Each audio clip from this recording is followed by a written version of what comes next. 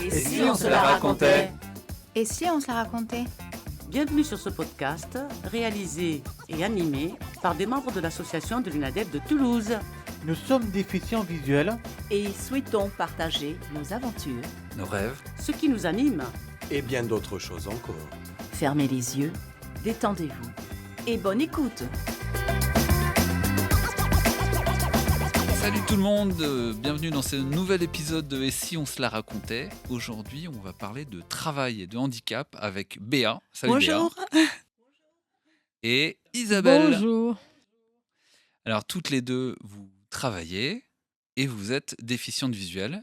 Je m'inclus aussi dans le lot parce que je travaille et je suis déficient visuel et on aura toutes les trois des choses à dire. On peut peut-être commencer par le début parce que le parcours de travailleur handicapé est un long chemin de croix qui commence par la scolarité. Béa, est-ce que tu peux nous parler un peu de ta scolarité ? Oui, donc moi j'étais dès l'âge de 8 ans scolarisée dans un établissement spécialisé pour déficients visuels. À l'époque, j'habitais en Alsace et j'avais donc un établissement qui était assez éloigné de mon domicile. Et donc j'étais interne dans cet établissement. Il y avait effectivement des personnes déficientes visuelles, malvoyantes et non-voyantes, et des personnes, des enfants sourds également. D'accord, donc c'était un endroit mixte où il y avait plusieurs handicaps. Il y avait plusieurs handicaps uniquement sensoriels, à savoir déficients visuels et déficients auditifs, uniquement. À quel âge tu as eu un diagnostic par rapport à ta vue, ta maladie ? Comment ça s'est passé tout Alors ça ? moi, je suis handicapée depuis la naissance, parce que je suis née de manière prématurée. Et donc, j'ai eu un petit accident avec la couveuse et on a dit à mes parents que je serais déficiente visuelle. D'accord, donc tu as toujours eu une scolarité adaptée. Non, quand j'étais en maternelle, j'ai été donc dans une scolarité ordinaire. Mais comme je n'arrivais pas vraiment à suivre ni à voir le tableau, j'ai dû aller dans une institution spécialisée. Et quelles sont les difficultés que tu as rencontrées tout au long de ta scolarité ? Pour ma part, c'était surtout des difficultés pour voir au tableau, même dans une institution spécialisée. Donc, on nous fournissait quand même des documents adaptés, des documents en gros caractères. Il y avait du braille déjà ? Oui, il y avait du braille déjà, mais moi, je n'utilisais pas le braille. J'utilisais uniquement le gros caractère. Mais j'ai fait un apprentissage en braille, j'ai appris le braille. Est-ce que tu avais des difficultés d'un point de vue social ou comment les professeurs accueillaient ton handicap ? Mes professeurs étaient déjà spécialisés dans le handicap visuel, avaient une formation, donc tout se passait très bien. Ils connaissaient le handicap visuel et nous faisaient les adaptations qu'il fallait. À ce niveau-là, je n'avais pas de problème. Isabelle, comment ça s'est passé pour toi la scolarité ? Alors, moi, la scolarité, j'étais malvoyante parce que je ne voyais que d'un œil. Ma mère avait eu la rubéole. Et donc, la cataracte aux 2 yeux. Un médecin a voulu m'opérer l'œil gauche, ça a raté. Et je voyais mal. J'étais amblyope, ce qu'on appelait amblyope avant. Et j'ai été donc au primaire en intégration, dans une école où il y avait 2 classes pour malvoyants et non-voyants. Ça s'est très, très bien passé. Les profs étaient vraiment très, très à l'écoute. Et ensuite, en intégration, après au collège, dans un grand collège, où il y avait et des personnes avec handicap sensoriel et moteur. Parce que c'est un nouveau collège qui avait été adapté aussi pour les personnes sur fauteuil. Et il y avait quelques classes donc d'intégration. Et ça s'était très bien passé. Bon, moi, j'avais les documents en gros caractère, parce que j'avais des lunettes quand même. Et après, je ne me sentais pas d'aller au lycée, dans un grand lycée. On me proposait un grand lycée de 500 personnes. Et comme j'ai connu quelqu'un qui allait sur Toulouse, j'ai préféré venir du côté de Toulouse, donc à Ramonville, à- au collège et lycée du Parc Sainte-Agne. Je me sentais plus en sécurité pour continuer ma scolarité. Donc toi aussi, tu as eu une scolarité adaptée assez tôt. Oui, oui, oui. Et les difficultés que tu as pu rencontrer durant cette scolarité? Franchement, non. Rien de Rien à particulier. signaler? Non, non, non. Ok. Tout le monde s'est bien adapté à moi et à l'handicap. Pour parler un peu de moi, je suis né valide, si on peut dire comme ça. J'ai été diagnostiqué d'une rétinite pigmentaire à 18 ans. Donc j'ai eu une scolarité et même un début de vie professionnelle ouais, valide. Donc j'ai pas du tout connu les écoles adaptées, le braille, tout ça. J'ai rien connu de tout ça. Moi, j'ai toujours été assez éloigné du handicap avant d'y être touché personnellement. Béa, ta vie professionnelle, comment est-ce qu'elle a commencé? Alors, elle a commencé après donc des études secondaires que j'ai également effectuées au lycée Parc Sainte-Agne à Ramonville. Je suis donc allée jusqu'au baccalauréat. Ensuite, j'ai fait j'ai fait une année d'études de droit, mais qui ne me plaisait pas vraiment et la charge de travail était vraiment importante. Les documents non adaptés, donc c'était compliqué pour moi. Je me suis reconvertie vers des études qui me passionnaient, savoir les études de langue. Donc j'ai fait l'université, j'étais à l'université de Toulouse Le Mirail, ça s'appelait Le Mirail auparavant. Et j'ai eu un parcours un peu difficile, mais certes très passionnant. Et j'ai fait mes études d'allemand là-bas, et donc j'ai obtenu une licence en allemand. Alors, je rebondis là-dessus parce qu'on a fait un épisode de Et si on se la racontait avec Franck, qui nous parlait justement des études et de la complexité de suivre les études. Il nous disait que, encore à notre époque, c'est quand même un peu plus facile parce qu'il y a de plus en plus d'outils, de plus en plus d'adaptation et de conscience du handicap, mais que avant lui, c'était encore un peu plus compliqué. Effectivement, moi je n'ai pas eu d'adaptation du tout. Ouais, donc tu Absolument confirmes ce qu'il rien. disait, quoi. Je confirme complètement. On m'oubliait même au sein de l'équipe, et on oubliait que j'étais malvoyante. Bon, c'est vrai que dans mon cas, on ne le voit pas. Je ne porte pas de lunettes. Et donc j'étais toujours obligée de manifester pour avoir mon tiers-temps, pour avoir mes grossissements de caractère. Mais c'était vraiment, ça c'était un petit peu difficile. Mais je compensais par mes compétences linguistiques, où moi je suis bilingue, donc j'avais quand même des facilités au niveau de la langue. Donc j'y arrivais bien, je compensais bien. Ce que le professeur écrivait au tableau, souvent il le disait aussi, il l'énonçait, donc j'arrivais à vite recopier rapidement ce qu'il Fallait notait être rapide, pour me là. dépêcher oui, fallait être rapide, oui, oui, oui, tout à fait. Mais c'était quand même un challenge qui m'a poussé vers beaucoup d'autonomie et de détermination.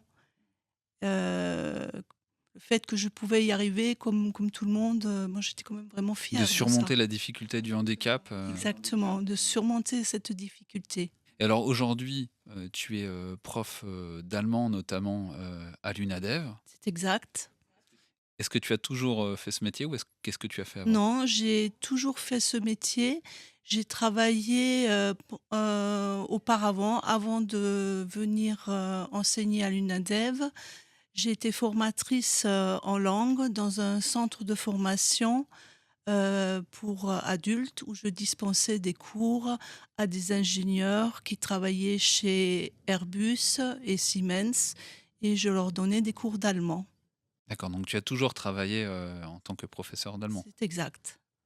Isabelle, comment ça s'est passé pour toi la fin de la scolarité, le début Alors, la de fin de la vie active? scolarité, ça a été un petit peu dramatique pour moi, puisque j'ai perdu la vue.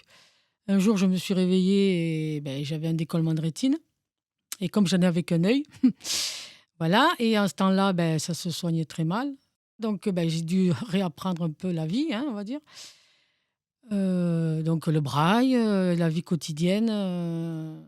Et puis j'ai quand même, parce que bon, je suis d'un tempérament quand même assez actif, j'ai dit, ben, je vais quand même continuer mes études. J'ai essayé de faire la fac de lettres. Et là, ben, voilà, beaucoup de difficultés, ben, aucun document adapté. Je me transportais un gros ordinateur braille sur les épaules. Donc, au bout d'un an, j'ai arrêté. Parce qu'en plus, les profs n'étaient pas vraiment sympathiques. Quand je leur demandais quelque chose, il y en a même une qui a fui, carrément, elle est partie. Ah oui. Voilà. Donc, je parlais un peu dans le vide. Et là, je suis rentrée chez moi, je pleurais, quoi, j'en pouvais plus. J'ai arrêté. Et ensuite, j'ai un petit peu encaissé tout ça et j'ai mis un petit peu de temps. Et quand même, j'ai eu vent d'une formation dans le tourisme pendant 2 ans. J'ai soutenu un mémoire. Et comme il y avait pas vraiment d'entreprise spécialisée, j'ai rencontré mon mari déjà, qui m'a encouragée et qui m'a permis de créer une association qui proposait des voyages aux personnes déficientes visuelles. Voilà. Bon, on a eu beaucoup de difficultés à s'imposer un petit peu quand même. Et on a tenu 2 ans et puis on a fermé. Ensuite, j'ai voulu quand même rester toujours à la page de la technologie pour les personnes déficientes visuelles. Donc tout ce qui est ordinateur, bloc-notes, tout ça. Et puis, entre-temps, j'ai eu un enfant, donc ça prend beaucoup de temps. Oui. Voilà. Et ensuite, j'ai entrepris une formation en secrétariat médical. Alors, c'était très bien, j'ai eu mon diplôme. Mais, une fois qu'on veut se faire embaucher, on a C'est ce que une j'allais te dire, difficulté ouais. de tout ce qui est logiciel, qui sont au maximum graphiques. Est-ce que les médecins ou les gens qui tu devais travailler te faisaient confiance Ah non, j'ai même pas T'as même pas essayé? même pas franchi ça, puisque D'accord, ok. en Tu t'es fait, confronté à cette barrière de l'accessibilité numérique. voilà. Tout ce qui est la formation, c'était très bien, hein, mais après, une fois au marché du travail, je me suis aperçue que on pouvait pas accéder à tout ça. Donc tant pis. Et puis un jour, j'ai eu vent d'un CAP esthétique. Bon, même si j'ai bac plus 2, je dis bon, tant pis, on va revenir en arrière. D'un CAP esthétique proposé par un certain Didier Roche. Je ne sais pas si vous connaissez, celui qui a créé les restaurants dans le noir, Ah oui, d'accord. qui a dit tiens, on va faire ça à Toulouse. Et j'ai eu vent, parce que j'étais à l'UNADEF depuis très longtemps. Hein. Avant, on l'appelait ça l'UASO, depuis 1996. Et un jour, on m'a dit voilà, il y a une formation en CAP esthétique. Qu'est-ce que tu en penses? J'ai dit je vais le faire. Mais j'ai dit c'est ma dernière formation. Voilà, c'est l'ultime, quoi. Après, j'arrête, quoi. Et là, ça a été la révélation. Voilà. Et depuis, je suis esthéticienne depuis 2010. Tu as trouvé ta voie. Voilà. Et comment ça se passe avec les clientes? Est-ce qu'elles te font confiance? Parce que À esthétisme, on imagine totalité. que... Alors, il y en a qui ne savent, enfin, au départ, qui viennent, qui ne me connaissent pas et qui découvrent que je n'y vois pas. Et il n'y a aucun problème, au contraire. Et puis, après, il y a mes fidèles qui reviennent et reviennent. Voilà. Non, pour ça, il n'y a aucun problème. Eh bien, moi, j'ai un parcours un peu différent du vôtre. Donc, j'ai fini mes études assez rapidement parce que j'ai fait un BEP vente action marchande. Je ne sais pas très bien pourquoi. Il fallait choisir quelque chose. Je crois que les études, ça n'a pas été trop mon truc. Et puis, je suis rentré dans la vie active. J'ai fait pas mal de petits boulots. Et à cette époque, j'ai commencé un petit peu ma vue a évolué, quoi. Ça s'abaissait. La nuit, je voyais assez mal. Dans les zones obscures, sombres, un petit peu, j'avais un petit peu du mal. Et il y a quand même des fois où j'avais quelques difficultés sur les lieux de mon travail. Et quand je disais que j'étais malvoyant, évidemment, un peu comme Béa, comme ça se voyait pas, on ne me croyait pas. Souvent, on me traitait de menteur. Enfin, ou si on ne me traitait pas ouvertement de menteur, on faisait bien comprendre qu'on ne me croyait pas, quoi.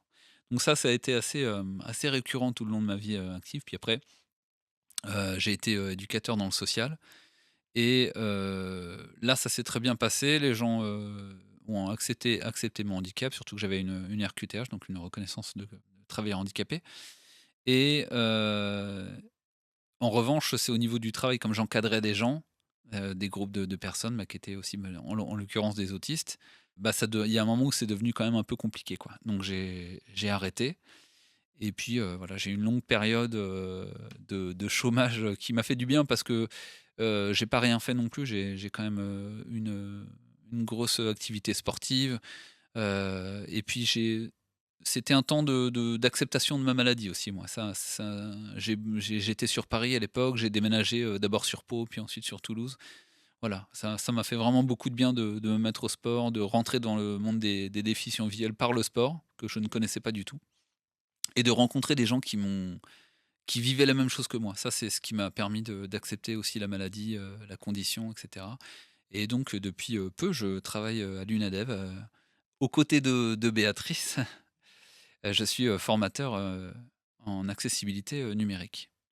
J'aimerais bien qu'on reparle un peu des problèmes dans le boulot ou pas, des choses qui vont bien, mais qu'est-ce que vous auriez à dire sur les différents emplois que vous avez occupés, la place que vous laissez votre collègue, les problèmes d'accessibilité, etc.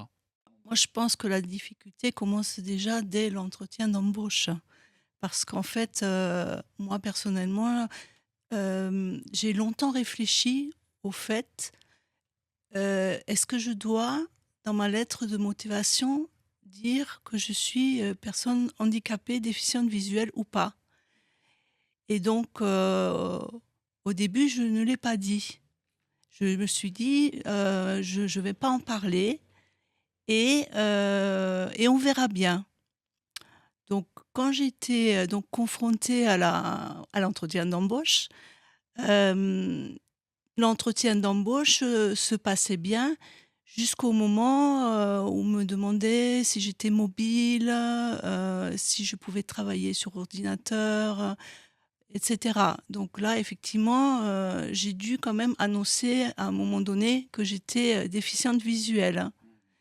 Et là, effectivement, généralement, j'ai pas eu énormément de retours positifs par rapport à ça. Ouais, et c'est vrai que le permis de conduire, quand tu l'as pas, handicapé ou pas, c'est déjà un gros frein à l'embauche, hein. Exactement, tout à fait.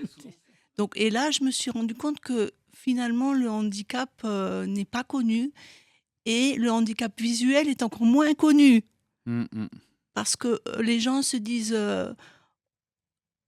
handicapé visuel, la personne ne voit rien.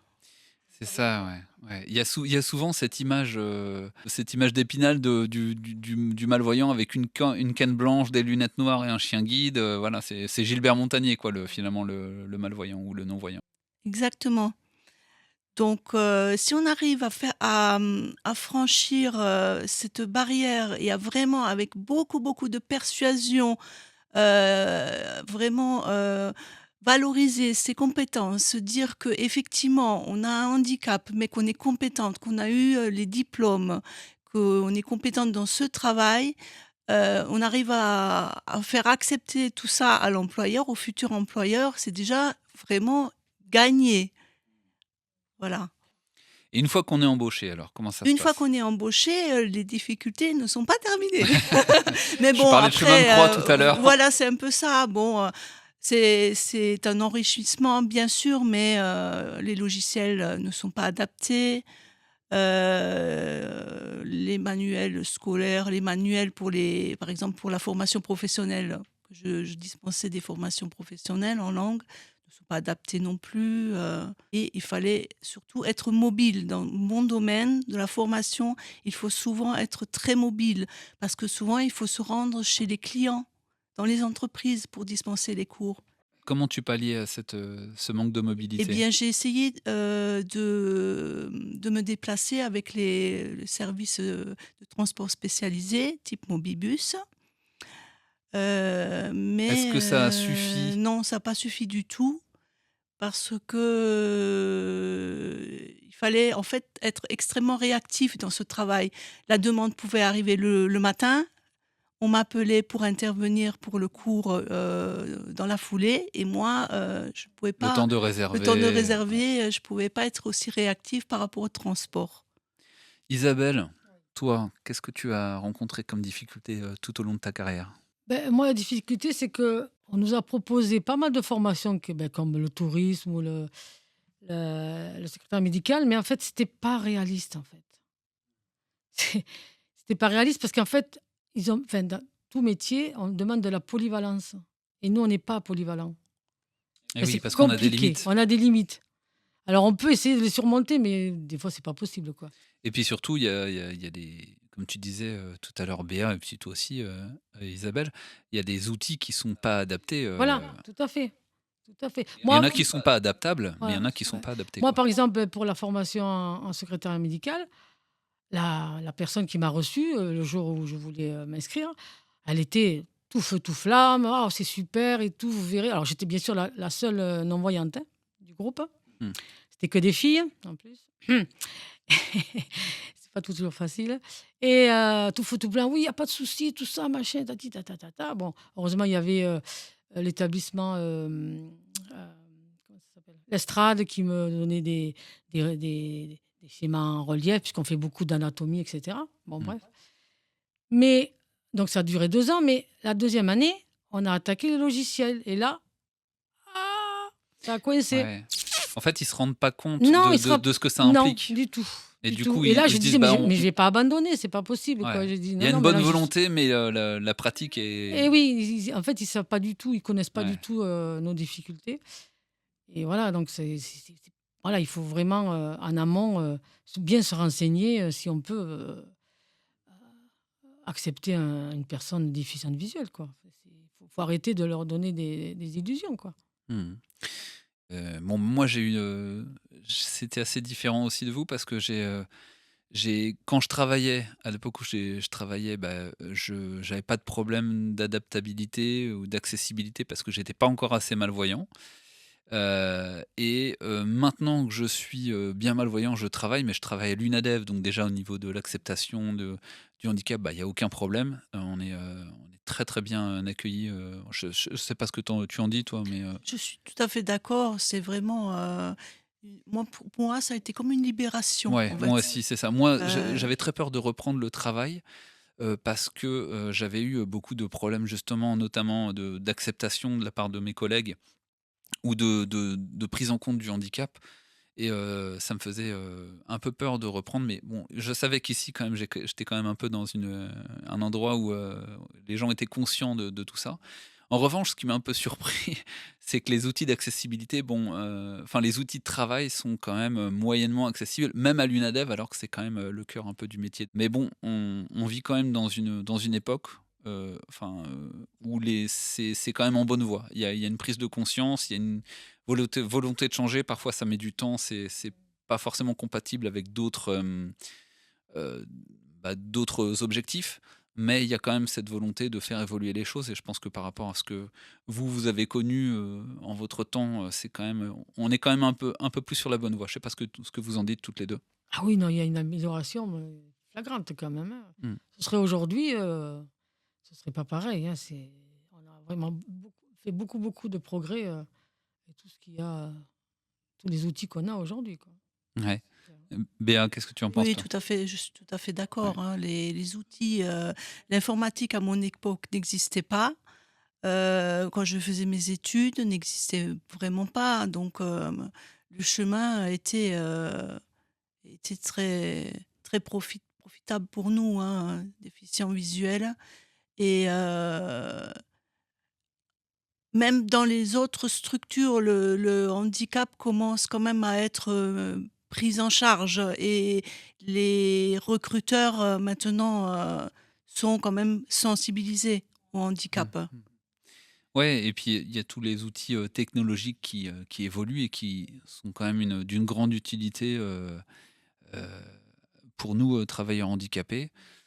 Et donc on sent que le tout va dans le bon sens. Malgré tout, il y a encore des choses à dire, il y a encore des choses à faire. Et il faut passer par la parole, par l'explication, par la sensibilisation auprès du public au sens large, pour montrer que oui, c'est bien, mais vous ne savez pas encore ce que c'est que le handicap et vous ne comprenez pas bien encore les enjeux. Et c'est un petit peu ce qu'on fait, c'est un petit peu ce qu'on est en train de faire là, tous les trois, d'expliquer aux gens qui nous écoutent comment ça se passe pour nous. Je suis ravi de l'avoir fait avec vous. Je ne sais pas si vous avez quelque chose à rajouter pour la fin, peut-être. je crois qu'il faut aussi nous-mêmes évoluer avec la technologie qui évolue pour être moins largué, on va dire, dans tout ce qu'on peut réaliser avec les outils qu'il y a aujourd'hui, quoi. Béa. Moi, je peux dire que moi, personnellement, je me sens très bien à l'UNADEV par rapport à l'acceptation de mon handicap. J'ai trouvé ce que j'aimais faire. Je le savais déjà, mais je n'avais pas d'endroit où je pouvais, de travail, où je pouvais être aussi à l'aise et où on prend quand même vraiment bien en compte mon handicap. Et pour ça, je remercie beaucoup l'UNADEV de m'avoir donné cette chance. Ouais, Pouvoir travailler, c'est formidable. tout à fait. Ouais. Et moi, je finirais par dire que je pense que c'est l'acceptation du handicap, l'intégration, l'inclusion. Je pense que c'est aussi bien que nous, on fasse un pas vers l'autre, autant que les valides fassent un pas vers nous. C'est quelque chose de mutuel, c'est un effort mutuel. C'est apprendre à vivre ensemble et puis se respecter, se comprendre. Et j'espère que ce podcast aura aidé un petit peu à faire ça. Bon, c'est une goutte d'eau dans l'océan, mais c'est une goutte d'eau qui compte, je pense. Merci Isa, merci Béa. Et puis, je vous dis à la prochaine. Salut tout le monde. Au revoir. Au revoir. À très vite pour de nouvelles aventures. Ce podcast existe grâce à tous les intervenants, à la radio Altitude FM, fréquence 93.5, et aux porteurs de ce projet, l'association UNADEV, Union nationale des aveugles et déficients visuels, du Centre régional de Toulouse.